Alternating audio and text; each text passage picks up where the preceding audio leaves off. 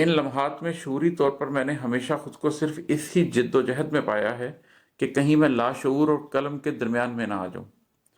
ایسے میں مجھے اپنے شعور کی کم مائیگی پر ترس بھی آتا ہے، کیونکہ یہ لاشعور اور قلم کی باہمی رفتار کا ساتھ دینے سے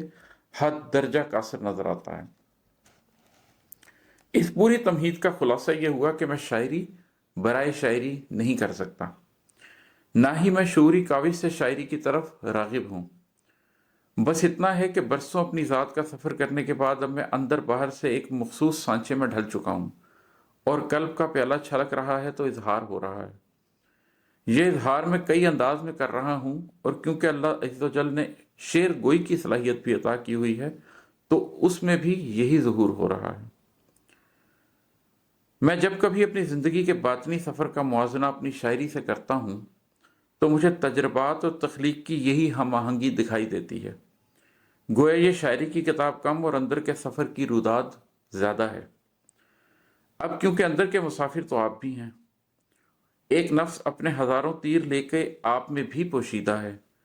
اور ایک قلب اپنے حصے کا نور پانے کے لیے آپ میں بھی سرگرداں ہے، تو یہ آپ کے اندر کے سفر کے لیے بھی اہم ہے۔ اب اگر سفر کے بارے میں گفتگو ہو ہی رہی ہے تو اتنا مزید عرض کرتا چلوں کہ ہر انسان کی طرح میں نے بھی اپنی زندگی میں محرومیوں، ناکامیوں اور کمزوریوں کا ایک لمبا سلسلہ دیکھا ہے، حوادث اور اپنے ہاتھوں کے کمائے ہوئے دکھوں کا سامنا کیا ہے، تشنگی اور تشنا کامی دونوں کا ذائقہ چکھا ہے، مگر اطمینان اس بات کا ہے کہ میں انسانوں کی اس اقلیت سے تعلق رکھتا ہوں جنہوں نے ناکامیوں، محرومیوں اور تشنا کامیوں کے ذائقے پہلے چکھے اور کامیابی بعد میں دیکھی۔ ناکامی منزل پر ملے تو کرب ذات بن جاتی ہے، مگر یہی ناکامی اگر کامیابی کا سنگ میل ہو تو زندگی کے سفر نامے کی جان ہوتی ہے۔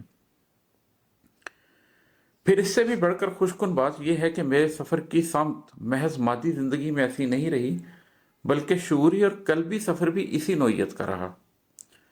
میں نے بہت انسانوں کو شعوری اور قلبی سفر میں انحطاط پذیر دیکھا ہے،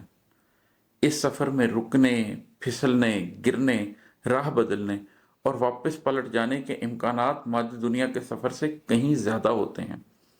میری زندگی کا اصل سرمایہ اندر کے سفر میں حاصل ہونا وہ کتب نما ہے جو ایک بھی قدم غلط پڑنے کی صورت میں فی الفور درست راستے کی طرف رہنمائی کر دیتا ہے۔ یہی وہ رمز ہے جو برسوں قلب کو تھامے رہا ہے اور اب میرے اندر بہت رچ بس گیا ہے۔